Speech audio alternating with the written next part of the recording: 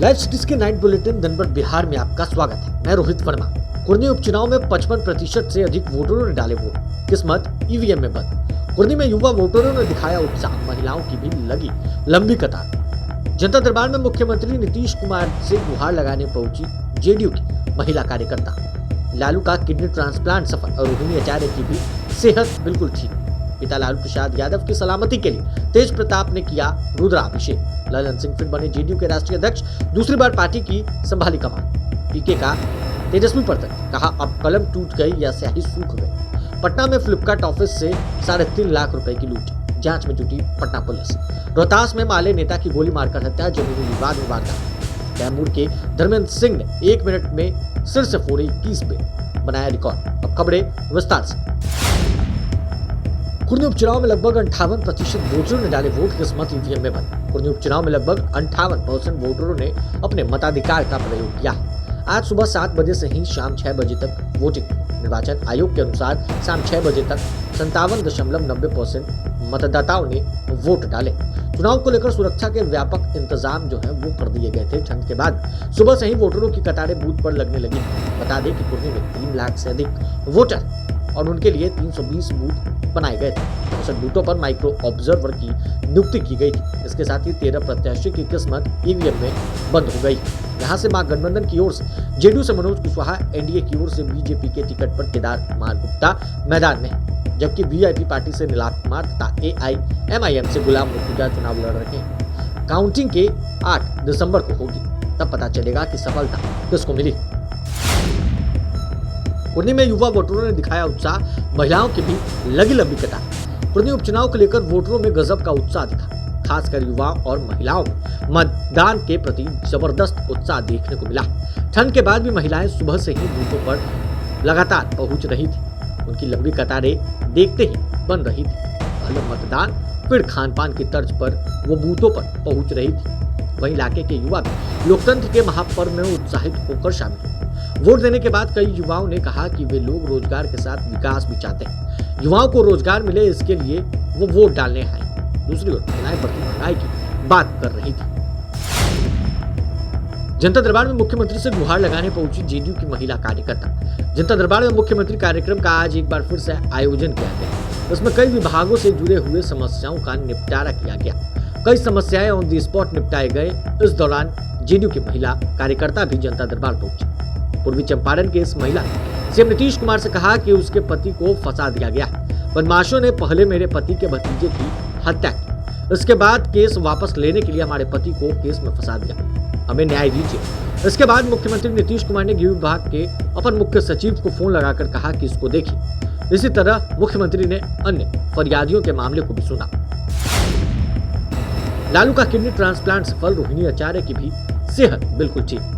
RJD supremo Lalu Prasad Yadav का आज Singapore के अस्पताल में किडनी ट्रांसप्लांट का ऑपरेशन पूरी तरीके से सफल रहा। ऑपरेशन के बाद लालू प्रसाद यादव को आईसीयू में शिफ्ट किया गया है। आईसीयू में पहुंचने के कुछ देर बाद होश आने पर लालू यादव ने हाथ हिलाकर अपने चाहने वाले लोगों का आभार जताया।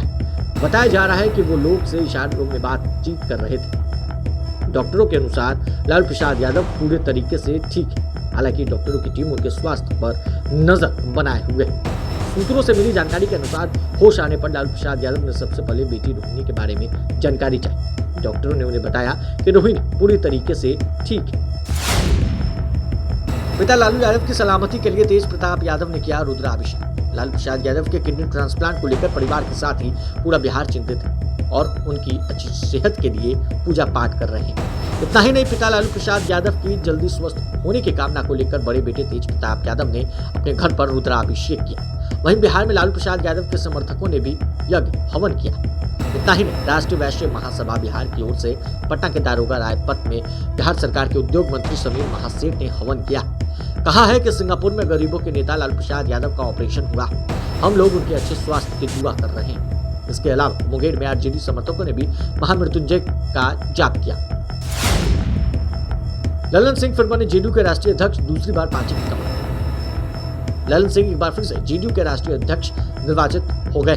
जेडीयू के राष्ट्रीय निर्वाचन अधिकारी अनिल हेगड़े ने इस बात की घोषणा की। उन्होंने कहा है कि अध्यक्ष पद के नामांकन के बाद नाम लेने की आखिरी तिथि तक केवल एक व्यक्ति ललन सिंह के नामांकन किया था। ऐसे में ललन सिंह ने निर्विरोध राष्ट्रीय अध्यक्ष निर्वाचित हुए। उन्हें दूसरी बार पार्टी की कमान मिली। हालांकि ललन सिंह का पहले से निर्विरोध चुना जाना तय था, केवल इसकी औपचारिक घोषणा बाकी थी। बता दें कि ललन सिंह ने अध्यक्ष पद के लिए शनिवार को नामांकन किया था। रविवार को नामांकन की आखिरी तिथि थी। वहीं आज नामांकन वापस लेने की आखिरी तिथि थी। वहीं रविवार शाम को नामांकन हुई स्क्रूटनी में ललन सिंह का नामांकन पत्र सही पाया गया। दोनों डेट लाइन समाप्त होने के बाद भी पार्टी के मुख्य चुनाव अधिकारी के द्वारा उनके निर्विरोध निर्वाचित होने की घोषणा की गई। पीके का तेजस्वी यादव पर तंज, कहा अब कलम टूट गई या शाही सूख गई। जनसुराज अभियान यात्रा पर निकले प्रशांत किशोर ने एक बार फिर से तेजस्वी यादव पर निशाना साधा।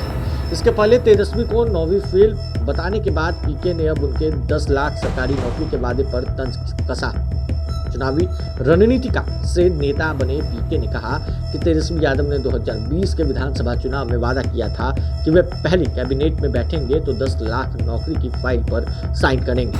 अब उनकी सरकार बने 4 महीने पूरे होने के बाद भी लोगों को उनसे पूछना चाहिए कि क्या उनकी कलम टूट गई या शाही सूख गई, या फिर कैबिनेट की बैठक ही नहीं। इसके साथ ही प्रशांत किशोर ने मुख्यमंत्री नीतीश कुमार पर भी जमकर निशाना साधा है। उन्होंने कहा है कि उनकी सभा में हंगामा इस बात का सबूत है कि लोगों में किस कदर गुस्सा बढ़ा हुआ है।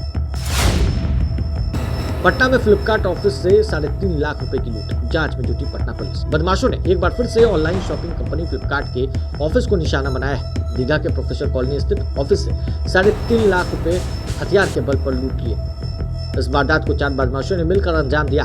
पहले वे ऑफिस में घुसे, फिर अंदर से वहां का शटर गिराया। इसके बाद वहां के हर स्टाफ को डराया धमकाया और घटना को अंजाम दिया। बताया जाता है कि कैश लूटने के बाद ऑफिस में लगे सीसीटीवी का डीवीआर मशीन भी अपराधी लूट कर ले गए। घटना की जानकारी मिलते ही पुलिस महकमे में हड़कंप मच गया। जांच के लिए पटना पुलिस की टीम बनाई गई।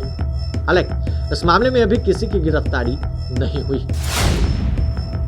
रोहतास में माले नेता की गोली मारकर हत्या, जमीनी विवाद में वारदात। रोहतास जिले के काड़ाकाट थाना क्षेत्र स्थित मुंजी गांव के बधार पर माले नेता की बदमाशों ने गोली मारकर हत्या कर दी। घटना आज दोपहर की है। मृत युवक की पहचान भैयाराम पासवान के रूप में हुई।